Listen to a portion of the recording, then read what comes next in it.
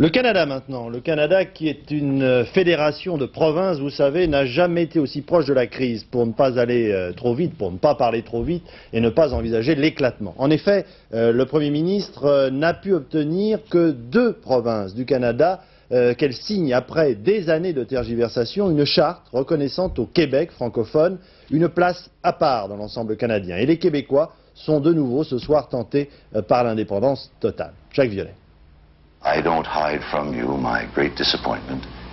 Brian Mulroney, Premier ministre conservateur du gouvernement fédéral d'Ottawa, qui vient de s'adresser à la nation, ne cachait pas sa profonde déception après l'échec de l'accord du lac Meachey. C'est un triste jour pour le Canada. M. Mulroney se trouve effectivement depuis hier devant une crise politique grave qui menace l'unité de la fédération. La réaction hier soir du Premier ministre québécois était elle aussi très claire.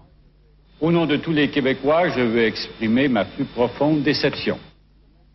Pourtant, il y a une semaine, tout le monde espérait bien réussir ce difficile mariage entre le Canada anglophone et le Québec. Ici, M. Mulroney tout sourire avec M. Bourassa, Premier ministre du Québec. C'est hier que tout a basculé lorsque 2 provinces anglophones, le Manitoba et Terre-Neuve, ont refusé de ratifier l'amendement constitutionnel reconnaissant au Québec le statut de société distincte. Ce statut qui reconnaît entre autres le droit pour le Québec de protéger et de promouvoir sa spécificité francophone et que réclament 6 millions de Québécois, mais que 2 provinces anglophones très minoritaires viennent de leur refuser. Demain, le Québec célébrera la fête nationale de la Saint-Jean, Québec où les sondages montrent qu'une forte majorité, plus de 80%, est en faveur de la souveraineté de la belle province.